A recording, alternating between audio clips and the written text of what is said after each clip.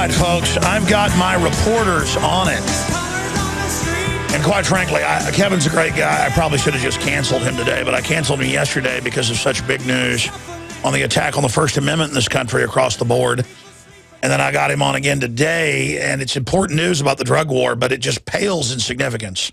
But I'm just kind of apologizing on air, not for Kevin. He's a great guest and intelligent guy, that we should have been covering more what's happening in Egypt, Saudi Arabia, Syria, Libya, you name it, because this could lead to World War III.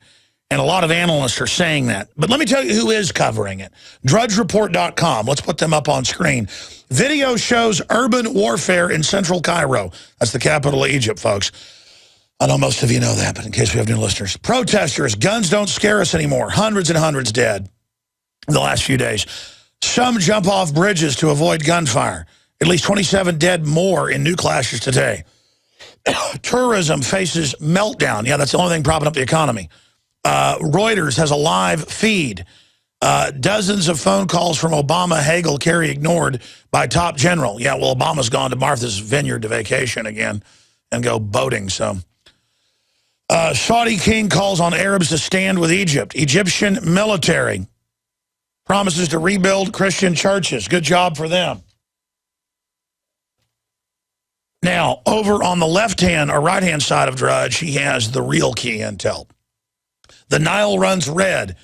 Incoherent Obama policy under fire as violence spreads. Speak softly and carry no stick. U.S. credibility in tatters.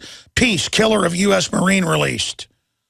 POTUS, party time on Martha's Vineyard. I just mentioned that. Rand slams Congress for funding. How does your conscience feel now? That's funding Morrissey, which Rand warned against.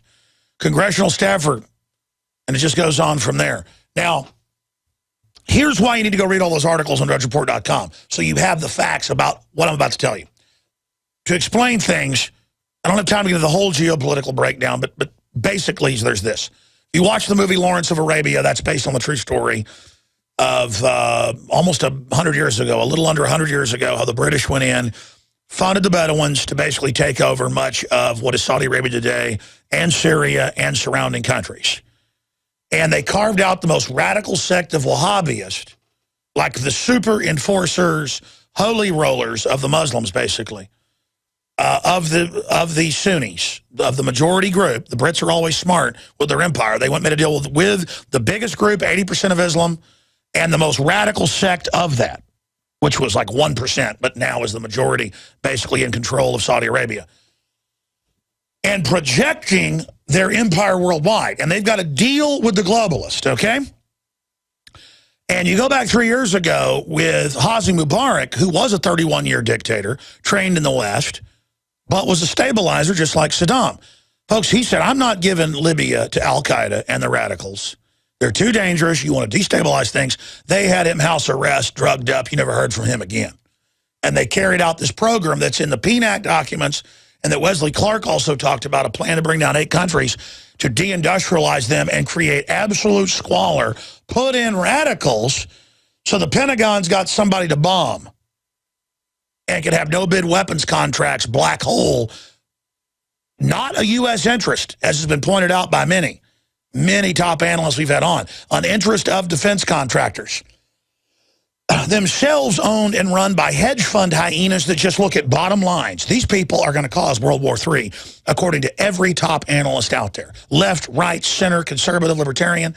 But Rand Paul and Ron Paul have had the nerve to come out and say it and be attacked by all the neocons and all the authoritarian left people. And you've got the authoritarian left, the neocons, circling the wagons together, trying to put al-Qaeda in all over the Middle East, raising unholy hell, okay?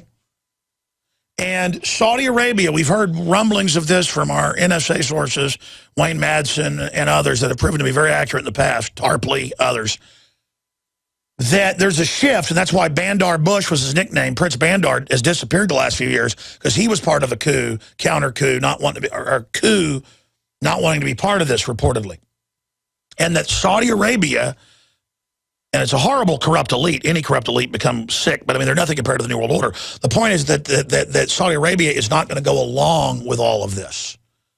That they understand that this is a destabilization that'll finally even bring them down. which, by the way, is part of the plan, finally. Saudi Arabia will be the last to fall. And then, by the way, the UN plans to make Israel fall next as the final deal for world government. This has all been charted out, okay? So Saudi Arabia, then Israel. Now, that's down the road. But look, Saudi king calls on Arabs to stand with Egypt. He said the kingdom of Saudi Arabia and its people and government stood and stand today with the brothers in Egypt against terrorism and against the attempts by, as they said in the past, outsiders to destabilize Egypt with radical Islam. Now, this is their own people.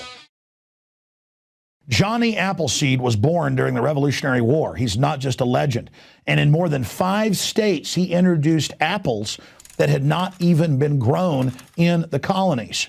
Later, the seeds from plants he planted and cultivated and some of the varieties he developed spread across the United States.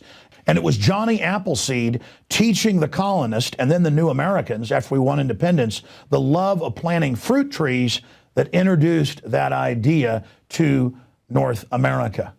Ladies and gentlemen, it is a revolutionary act to unplug from the television, to unplug from the computer and all the globalist propaganda, and to go out in your backyard or your front yard or planters at your apartment or on the roof of the building where you live, and to plant a garden. Become the Johnny Appleseed of your community with seeds from the InfoWars Seed Center at InfoWarsStore.com. The simple act of planting fruits and vegetables and then tending them and taking care of them and then sharing them with friends and family is a revolutionary act against tyranny. The globalists, first and foremost, do not want us to be self-sufficient.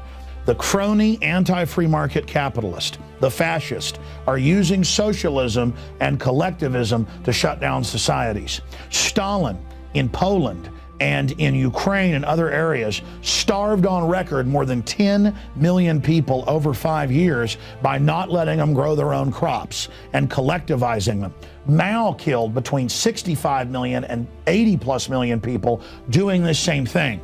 The UN says they will use food as a weapon. They use genetic evil to attack the earth, and major GMO companies have been caught going into growth belts around the world, even where GMO is illegal, and planting seeds everywhere to infect the genetics of the original crops. Almost all of the thousands of varieties of Mexican corn has been infected. They are in a genetic war against everyone. That's why we have to get these seeds and not just plant them on our own gardens and not just give them as gifts to friends and family to plant spring and summer and fall gardens. I'm calling on you to go out into the green belts, to go out into the areas and plant secret gardens. No, not of marijuana, but of the hundreds and hundreds of incredible high-quality vegetables and herbs and fruit plants that are here. Lemons and oranges, the list goes on and on. They will grow, plum trees, grape trees, they will grow almost everywhere in the U.S. We can literally, not just buying these products from InfoWarsStore.com, but from wherever you get them. This aggressive program literally just came to me one morning when I woke up about 4 a.m. realizing that we've got to counter their genetic war against us with original, real crops developed over eons on this planet. We have the lowest prices. We bought it in the biggest bulk that some of these companies have ever seen to ship this directly to you from the InfoWars Command Center. We stand for life. We stand for liberty. We stand for self-sufficiency. Go to InfoWarsStore.com, click on the Seed Center, and as of taping this, we have the 7 top respected brands. We intend to continue to do research and find other companies, other specialties, other varieties to really take action. The InfoWars Store Seed Center has the largest online selection of heirloom, non-GMO seeds. Check out these products from our newest supplier, Heirloom Organics. The Medicine Garden for a natural remedy. The Tea Garden that contains every important tea herb you can grow. Fruit Lovers with 12 varieties. And the Tobacco Pack, additive and pesticide free. Join the gardening revolution today at InfoWarsStore.com. This is a revolutionary action we're asking you to take. Plant seeds everywhere today. Nurture them, bring them to fruit, and pass on the knowledge to others. Become human again. Discover your roots. in the soil. And remember, the revolution against tyranny is growing.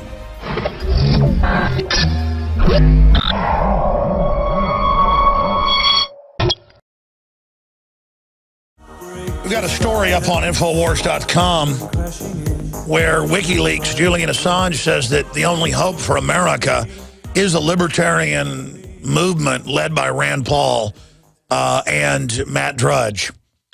And I think that that's really true. All he's been doing is pointing out that putting the radical Muslim Brotherhood and Morrissey in and increasing their funding was to destabilize. And because he's up there, he knows what's going on. And now that's happened.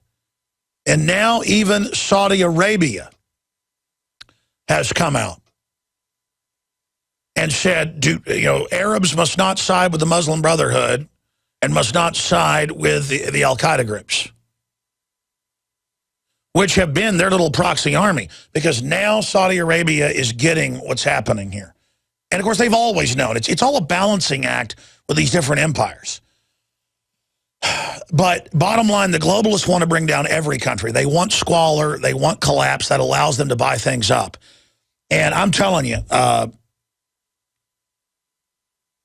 for 3 years, we've been breaking down what's going to happen in the Middle East, and it's now happening. And this is a big, big, big deal.